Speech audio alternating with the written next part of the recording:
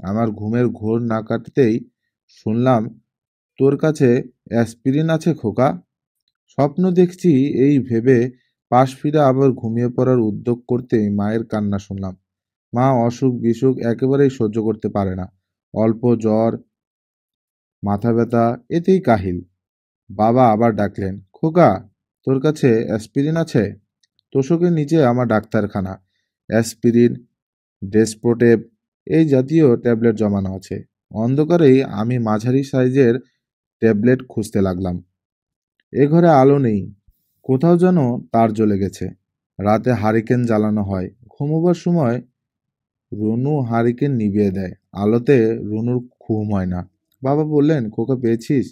হুম। কি হয়েছে? তোর মার জ্বর। জ্বরে অ্যাসপিরিন কি হবে? খুব মাথা ব্যথা আছে। ও।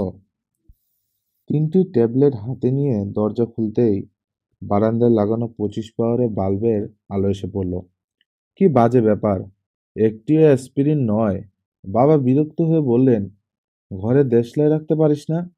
মনে পড়ল, ড্রয়ারে একটি নতুন দেশলাই আর 3টি ব্রিস্টল সিগারেট রয়েছে। সারাদিন 5টার বেশি খাবো না ভেবেও 7টা হয়ে গেছে। আর এখন এই মধ্য রাতে একটা তো জ্বালাতেই হবে।